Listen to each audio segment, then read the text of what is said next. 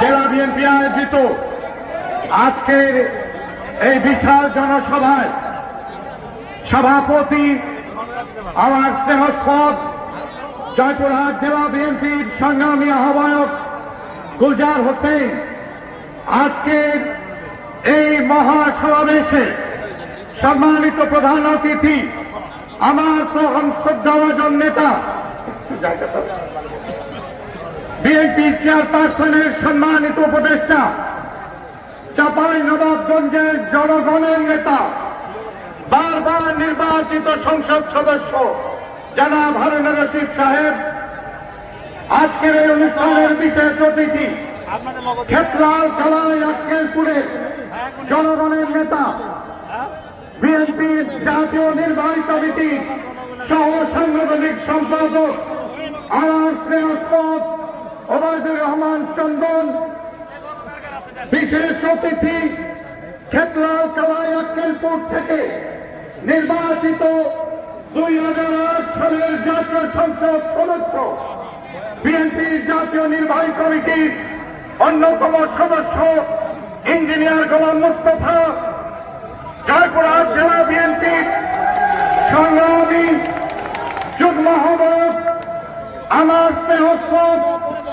মাসুদ রানা প্রধান এবং যুগ্ম আহ্বায়ক আব্দুল ওয়াহাব সহ জয়পুরহাট জেলা বিএনপির সদস্যবৃন্দ, বিভিন্ন অঙ্গ সংগঠনের নেতৃবৃন্দ, জয়পুরহাট জেলার 32টি ইউনিয়ন হতে আগত আমার প্রান্তীয় বিএনপি পাগল ভাই ও বোনেরা, আসসালামু আলাইকুম। 17 বছরের যাতা করে সৃষ্ট হয়ে বাংলাদেশের জনগণের পাশাপাশি এই জয়পুরহাট ক্ষতবিক্ষত ছিল জয়পুরহাটের 32টি ইউনিয়ন। আমি আমার বক্তৃতার শুরুতে প্রথমে শহীদ যে মানুষগুলো বিগত দিনে শহীদ হয়েছেন, গত 16 বছরে যারা শহীদ হয়েছেন, গত 5ই আগস্টের ছাত্র জনতার গণঅভ্যুত্থানে যারা শহীদ হয়েছেন, তাদের রুহের মাগফিরাত কামনা করছি। আমি রুহের মাগফিরাত কামনা করছি। এই জয়পুরহাটে বিএনপি সংগঠিত করতে যেসব নেতৃবৃন্দ ইন্তেকাল করেছেন, তাদের রুহের মাগফিরাত করছি। রুহের মানি জয়পুরহাট জেলা বিএনপির সাবেক সভাপতি মরহুম মধুর আলী প্রধান, সাবেক সভাপতি দেওয়ান আব্দুল হামিদ সহ বিএনপির সকল নেতৃবৃন্দের রুহের মাগফিরাত কামনা করছি। রুহের মাগফিরাত কামনা করছি আমার মরহুম পিতা জনাব আব্দুল আলিম সাহেবকে। ভাইরা আমার, আপনারা জানেন আজকে বাংলাদেশকে ভিন্ন পথে নিয়ে যাওয়ার ষড়যন্ত্র শুরু হয়েছে। বাংলাদেশ এমন একটি পর্যায়ে নিয়ে যাওয়ার চক্রান্ত হচ্ছে, বিভিন্ন পন্থায় নির্বাচনকে দেরি করার প্রচেষ্টা চালানো হচ্ছে, বিএনপিতে লেন করার প্রচেষ্টা চালানো হচ্ছে, সংস্কারের নামে কিভাবে বাংলাদেশের নির্বাচন পিছিয়ে যায় সেটার ব্যবস্থা করা হচ্ছে। আমার তাই আমি আপনাদের আহ্বান জানাই, বিভিন্ন সময় বলছেন, একটি রাজনৈতিক দলের নেতা কিছুদিন আগে বললেন আমরা আওয়ামী লীগকে মাফ করে দিয়েছি। আপনি মাফ করার কে? জয়পুরহাটের মানুষ, জয়পুরহাটের মানুষ 17 বছর যে কষ্ট করেছে। আমার মরহুম পিতাকে হাসপাতালে হত্যা করা হয়েছে, বলেন মাফ করে দিয়েছি। বাড়ি থেকে আওয়ামী ফ্যাসিস্টদের কোনো মাফ নাই। কথা বলছেন আপনাদের স্বার্থ হাসিলের জন্য, স্বার্থ হাসিলের জন্য কথা বলছেন, বিএনপিকে দোষারোপ করছেন। ভেবেছেন আওয়ামী লীগের ভোট ব্যাংক আপনাদের দিকে যাবে? সে আশা ঘুরে বালি, সে আশা ঘুরে বালি। আপনাদের ভোটের পার্সেন্টেজ কত আমরা জানি, আপনারা কতটি আসন পেতে পারেন এগুলো আমরা জানি। বিভিন্ন ভাবে মানুষকে ভুল পথে নিয়ে যাওয়ার চেষ্টা করছেন। কথায় কথায় বলেন আমি সেই দিন ইসলামী জলসা সমূহে যখন যাই, অনেকে বলেন ইসলামী আইন কায়েম করা এবং ইসলামী সুন্নাহর আলোকে যারা দেশ চালাবেন তাদেরকে ভোট দেন। তা আমরা তো ইসলামের বাহিরে, ইসলামী হুকুম হাকামের বাহিরে, ইসলামের পথে আমরাই একমাত্র রাজনৈতিক দল।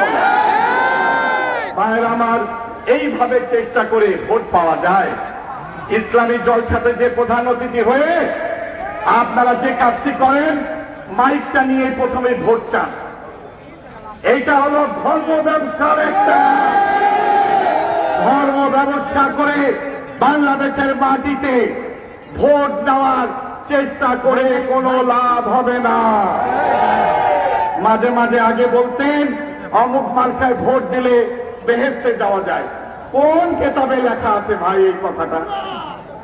এই ধরনের মানুষকে বিভ্রান্ত করার আপনারা চেষ্টা করবেন না। ভাইরা আমার, আসেন আজকে আমরা জয়পুরহাটের মানুষ ঐক্যবদ্ধ বিএনপি দেখতে চায়। জয়পুরহাটের মানুষ ঐক্যবদ্ধভাবে বিএনপিকে দেখতে চায়। তাহলে আজকে আমি আহ্বান জানাবো, এই বিশাল জনসভার মাধ্যমে আসেন প্রাণপ্রিয় জয়পুরহাটবাসী, বিএনপি নেতৃবৃন্দ, আপনারা হাতে হাত রেখে আগামী দিনে ইস্পাত কঠিন ঐক্য করে তোলেন, যে ঐক্যের মাধ্যমে এই জয়পুরহাটের মাটিতে বিএনপি ঐক্যবদ্ধ রূপ নেয়। আছে আমরা করতালি দিয়ে এটাকে স্বাগত জানাই। আর আমার পরিশেষে আপনাদেরকে আহ্বান জানাবো, জয়পুরহাটবাসীকে আহ্বান জানাবো, দেশনেত্রী বেগম খালেদা জিয়া অসুস্থ, ওনার জন্য আপনারা দোয়া করবেন। দেশনায়ক তারেক রহমান উনি অসুস্থ রয়েছেন, ওনাদের জন্য দোয়া করবেন। বেগম খালেদা জিয়া যেন অতি শীঘ্রই বাংলাদেশে ফেরত এসে আবার এই নির্বাচনের হাল ধরেন। দেশনায়ক তারেক রহমানকে সাথে নিয়ে বাংলাদেশকে আগামী দিনে এগিয়ে নিয়ে যাওয়ার জন্য তারা যেন আবার বাংলাদেশে এসে জনগণের সাথে থেকে আমাদেরকে সাথে নিয়ে আগামী দিন বাংলাদেশ গড়ার কাজে লিপ্ত হন। এই কথা বলে আপনাদের অন্তর থেকে ধন্যবাদ জানাচ্ছি।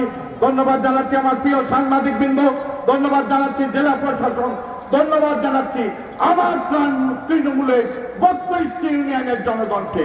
পরিশেষে সবাইকে আবারও ধন্যবাদ জানিয়ে আমার বক্তব্য শেষ করছি। আল্লাহ আমাদের সহায় হন। বাংলাদেশ জিন্দাবাদ, বাংলাদেশ জাতীয়তাবাদী দল জিন্দাবাদ, শহীদ রাষ্ট্রপতি জিয়াউর রহমান অমর হোক, বেগম খালেদা জিয়া জিন্দাবাদ, এবং বাংলাদেশে আগামী দিনের প্রধানমন্ত্রী তারেক রহমান জিন্দাবাদ। আসসালামু আলাইকুম। সম্মানিত